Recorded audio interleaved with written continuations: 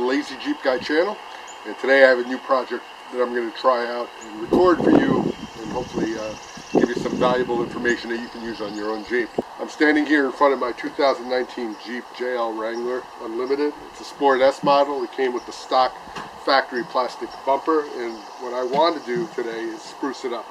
Now, some of you are watching this and you may go, why are you doing this? Why not just replace the whole bumper? I've already decided to do that, just so you understand. But before I pull that trigger, I want to make sure I really find something I'm happy with. And there are millions of choices out there. I'm having a hard time narrowing it down. So instead of making a quick decision that I might come to regret, I want to keep looking around until I find one that makes me very happy. That doesn't mean, though, that I'm stuck with this bumper looking this way. What I've decided to do is to take some steps to make it look a little better. And it's simple. The stock plastic bumper comes with these air deflectors. I think it's to improve gas mileage. I'm going to remove them. It came with these black painted tow hooks. I'm going to paint them red like a Rubicon. But obviously, this is not a Rubicon edition that we're talking about. For those of you who didn't see it before, I'd previously, about 2 weeks ago, swapped out the stock halogen headlight bulbs and replaced them with LED bulbs. They've been working great ever since, and I decided to go ahead and replace the stock halogen fog lights with matching LED bulbs, just to have a good, consistent look. Come on along. The first step to getting a nice quality paint job is to prep. And I know it doesn't seem like something somebody who calls himself a lazy Jeep guy would believe in, but trust me, the only thing a lazy Jeep guy hates worse than prepping is not prepping and then having to do an annoying paint job over again. The prep is easy. Just degrease it. All right? You want to get off anything on the surface that's going to interfere with the paint's ability to grip onto those tow hooks. I'm using a Rust-Oleum heavy-duty degreaser, but you can use any quality cleaner to do it. Clean that surface good. Then you're going to mask it off. You can use anything to mask off. I'm using some good quality painter's tape and then laying over plastic sheeting and whiteboard that we had lying around. It's not pretty, but as you see, it'll do the job. It'll keep overspray from getting anywhere else on that Jeep that you want to keep looking good. In this video, I've decided to use Plastidip. Why? Because I've used it before. I know how it works. I'm comfortable with it. The beauty of it is, if you make a mistake, it just peels off. If you're painting it and you're not happy with the shade of color you have, you just keep adding coats till it gets darker. And best of all, at the end, after you've had it on there for a while, if you get sick of it, you can just take it right off and bring everything back to stock. So Plastidip. The best tip I can give you is when you first start using it, make that first coat light, and it'll set up as a base. Give it 10 minutes or so to dry, and then you can start adding on layer after layer and waiting in between. And then the layers will gradually build up, and then you can stop when you finally get it to the color or shade that you're happiest with. Just know that this is really more decorative. If you're going to do a lot of heavy-duty off-roading, this probably isn't going to hold up that well. I'd tell you to instead use some heavy-duty enamel paint, or even better, get your tow hooks powder-coated or replace them with powder-coated ones that you know will last no matter what you do to them. Lastly, and the most important tip I can give you, is at the very end, right when you're done and you're happy with the paint color and the finish, and you go to remove the masking, don't wait till the Plastidip is fully dry.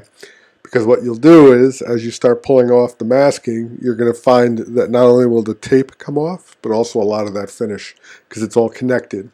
Instead, take a little penknife and cut around the tow hook, separating the painted surface from the masking material, and then remove it. You'll have a much better finish. You'll be a lot happier in the end. And the other tip, for anybody thinking of doing videos like this on YouTube, make sure you have enough battery power so it doesn't run out right at the last second when you need it the most, and where you instead just leave the video frozen on one frame.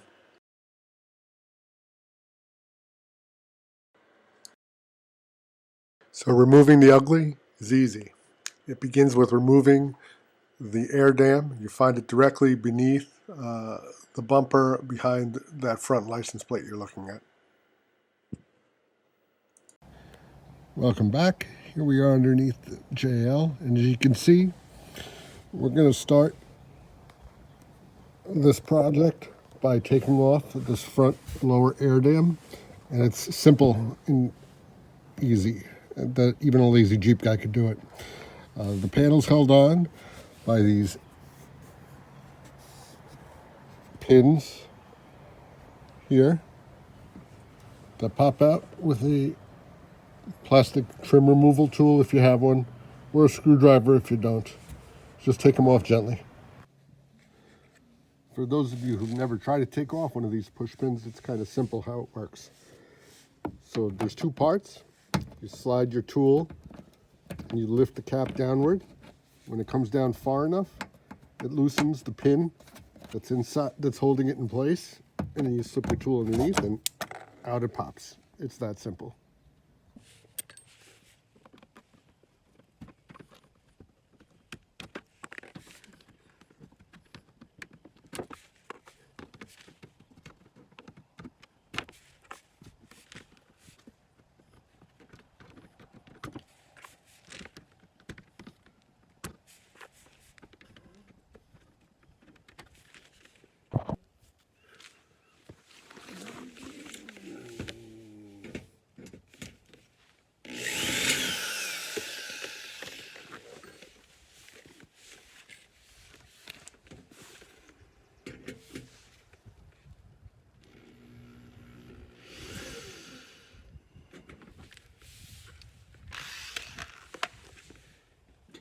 And out comes the cover. See, the shield is held on by 1, 2, 3, 4, 5, 6, 7. 7 screws. There's 7mm heads, and we're going to take care of those right now.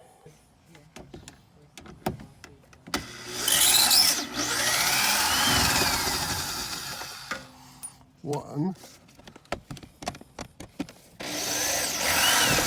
2,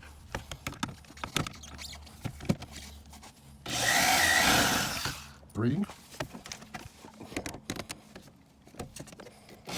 4,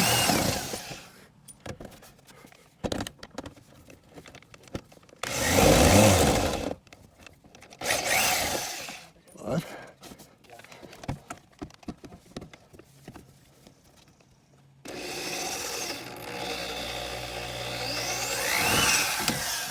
6.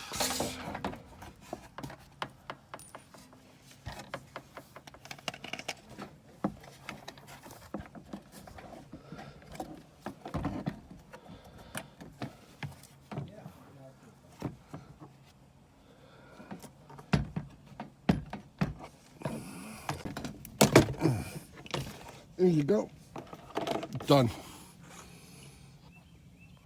I'm going to stop right here. As you can see, once you take off those aerodynamic bumper air dams, whatever you want to call them, the ugly bits, you'll see that it exposes your fog lights, and they're really easy to get to. So I'm going to take this opportunity to replace those stock halogen bulbs with some LED fog lights. And I looked around. I picked up some Alla lighting LED fogs off Amazon. They were affordable. They fit perfectly, as you'll see in a moment. And I couldn't recommend them more. They've been working great since I've installed them. There's a link in the description of my video in case you're interested in buying some for your JL. I couldn't recommend them more. Welcome back, and here we are under the Jeep. What you see in front of you is the back of the fog light. And how do you pull it out? It's kind of simple. First, you just grab and pinch those two tabs on either side, and you pull out the whole housing. Once you have the bulb out of its housing, it's very simple. You pinch this little connector there and slide the old bulb out. Then you take your new replacement bulb and slide it in until it clicks and secures. And then you just reinsert it into the fog light housing until it clicks in place. Done. You can see we've removed the wheel aerodynamic European ugly looking cover, and it looks great on the front here, I think. It looks like a real Jeep, as my son would say. But then on the back, I'm concerned that water will splash up and cut into that.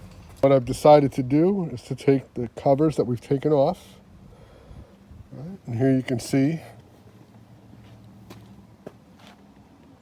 the one that would cover the right front wheel. I'm going to cut right across here with the Dremel, getting rid of all the ugly parts that you would normally see, but hopefully preserving all the screw holes. And then I'm just going to reinstall that. It'll cover the back of the fog light, and I won't have to worry about water or anything getting in there. Let's see if this works. And here we are, back for my experiment. Safety goggles on, Dremel in hand, and here we go.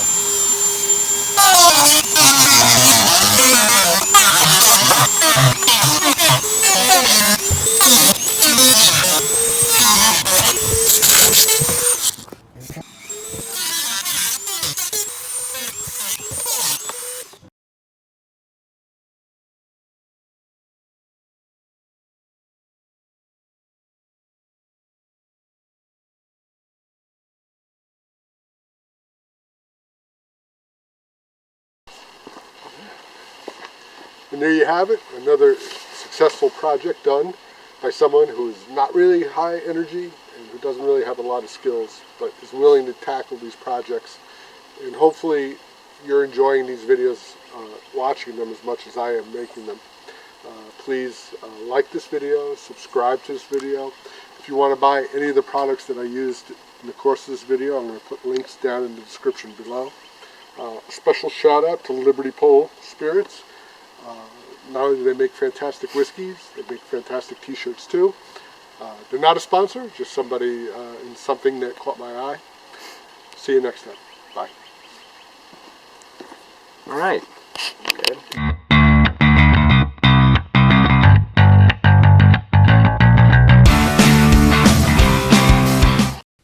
Dad, stop annoying me.